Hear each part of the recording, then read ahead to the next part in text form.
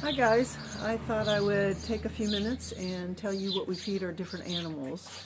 Um, so let's start with the geese and the turkey ducks. The geese and the turkey ducks, they get a mix of poultry feed, but they also get kind of whole corn and whole kernels of wheat.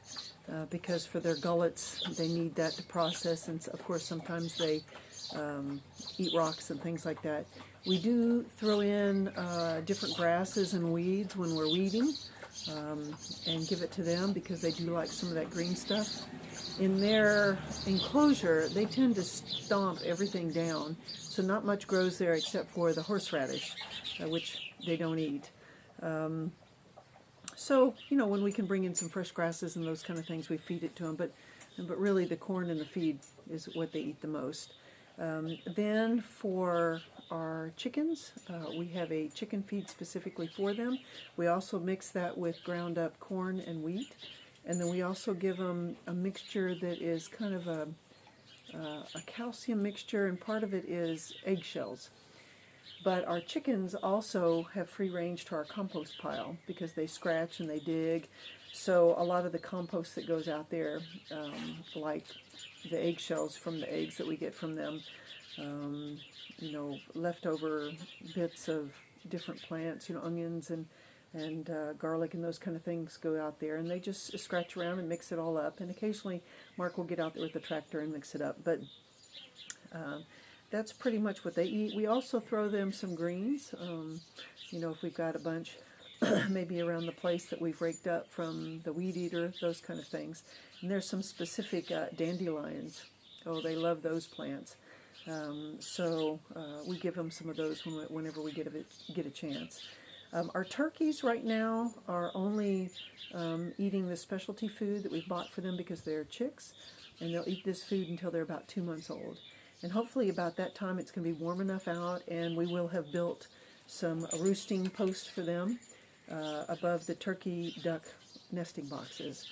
And then we'll have a couple nesting boxes. We believe that we have 4 male turkeys, tom turkeys, and then 6 female hens. And I'm going to put up a post about how we can tell the difference. It's something that I learned. I didn't know. A lot of times when we go buy chicks or chickens, little boy, stop. When we go buy chickens, we spread out their wings and their feathers. If they're this way, they're a female. If they're all even, they're a male, and we can tell right off the bat. Of course, there's a lot of traditions here about holding it upside down, turning it this way or that way. But just some research on the internet, and we found that a number of years ago, and that's how we go and choose things, because sometimes, a long time ago, we would end up with a whole bunch of roosters and very few hens. So we wanted to change that and make sure that we had just a couple roosters and more hens. But with the turkeys, that's something new. It's kind of a knob on their forehead, and if it's really big, then it's a tom turkey. If it's really small, then it's a female hen. So they're still little poult chicks, so it'll be a while before they start to really grow up and move outside. Our broiler chickens, they are kept in a specific pen, an outdoor coop, and they're given a specific feed for the broilers to help them grow big and to put on a lot of muscle and weight. Eventually, we might let them out with our other chickens on the compost, but it'll probably be later on once they're much bigger. And we're going to try and keep a rooster and maybe a couple hens to see if we can't get our own eggs and put them in the incubator and raise up our own broilers instead of having to buy them all the time. Okay, moving on, rabbits.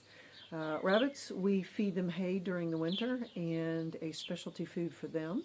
You can get specialty foods for a lactating mother or a start, which is what they have for all the little ones, but we tend to just get the generic feed because we just have so many at different ages, and we don't want a bunch of different bags of feed hanging around. During the summer, they get fresh grass. It has to be dry. It can't be wet like with the dew on it because that's very dangerous for rabbits. Occasionally we cut in pieces, maybe a beet or a carrot, sometimes squash, and they like that. But pretty much against the concept that most people believe that rabbits like carrots, They usually eat the greens of the carrots because the orange part of the carrot is down in the ground where they can't get to it. And the carrot and the beet and the squash are kind of like ice cream, so we're very reserved when we give those to them. So now in the summer they get the fresh grasses, and then they get the specialty feed, which we know gives them all the vitamins that they need. But since it's a little bit more expensive and all the grass is free, we give them more of the grass now. Pigs get a mixture of things, and it kind of depends on what we have. We have fed them ground up wheat, barley, peas, and corn, and we tend to grind it into a very coarse meal because that's really good for them. The powder is too slick, but it's also kind of what we need for all the other animals. And so Sasha is responsible for opening up the different bags and grinding them, and we have 2 big barrels that he needs to make sure that he has the feed in there for them.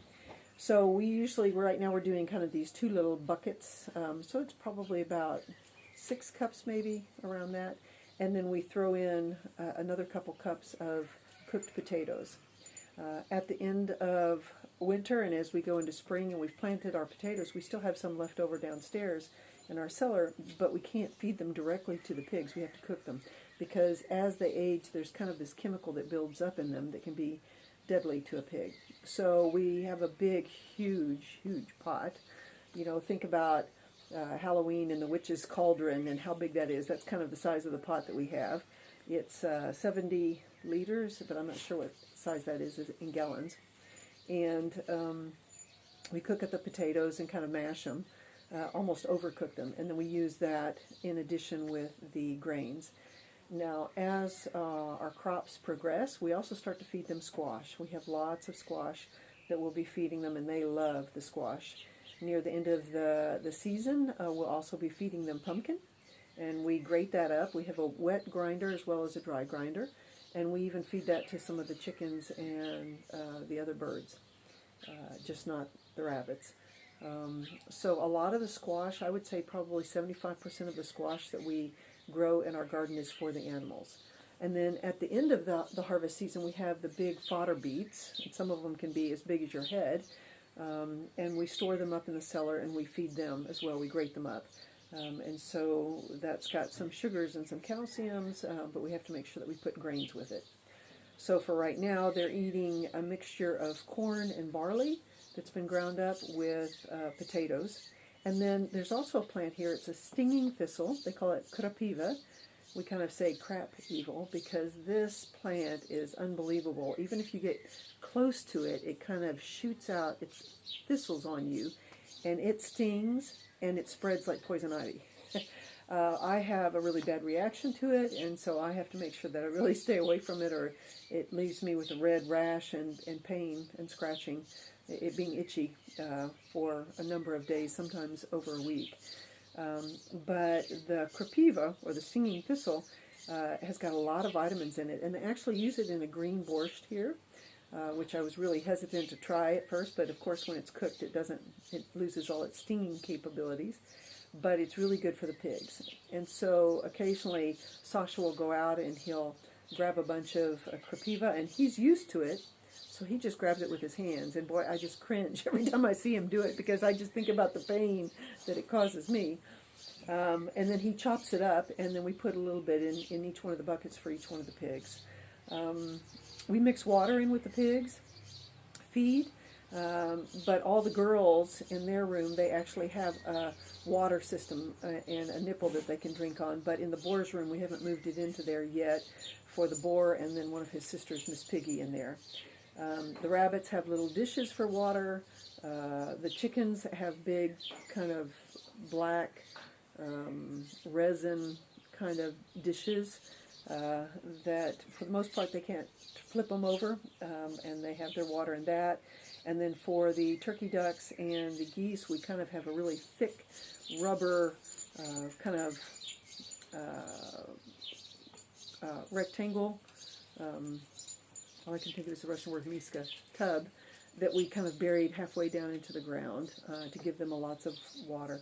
We'd really like to have our man-made pond there for them, or maybe buy a kiddie pool or something if we could find one that's not blow up.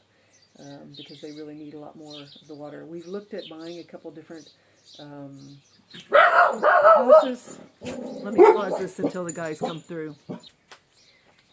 Okay, we had one of the newer guys come through, and little boy's got to bark at him to make sure they understand that he's higher up the food chain than they are. So I'm probably going to end this because the other guys are going to come, but just the water that we give each one of the animals. The turkey ducks have like a plastic soda bottle that fits on a dispenser that puts the water out, and then a little dish for them. So it's kind of how we give the water to each one of the animals. But again, it kind of depends on what the season is as to what we feed. You know, hay versus grass, squash, pumpkin, the fodder beets, those kind of things. And of course, nothing here gets wasted. All the extra bones that we might have, or the rest of the onion and the garlic that we don't use, that goes on the compost, and that creates our compost, but the chickens scratch through it. Some things we do give to some of the other animals. We do not give any of that to the pig. We started out doing that, but we found out that some of the pig plagues can be in the meat. They're not dangerous for people, but even if you freeze the meat and eat it a year later and you give the bones to the pigs, then they can contract the plague and die. There's no cure for it, and we experienced that 6 or 7 years ago when we lost our pigs. We lost 5 to the plague, and then we had to butcher the other 5 really, really quickly. So we have quit doing that. They don't get any table scraps. It goes all out to the compost and for the chickens. So that's it, kind of in a nutshell, of what we feed our animals. Of course, the dogs get a little bit leftovers here and there. They love eating the buckwheat and rice and sometimes pasta. We do give them some bones. Of course, when it's chicken bones, we're very careful about which ones we give them. And then we have a feed, a dog food that we give them as well. The cat gets a lot of leftovers. Kitty, she's kind of our barn cat and killing the mice. We've yet to see her kittens. We know they're up in the second floor of the barn, up in the loft where all the hay is, but we haven't seen them yet. We've heard them. So she gets a lot of little leftovers. She likes borscht, not the beans, but everything else in the borscht she likes. So that's it. That's kind of what we feed our animals.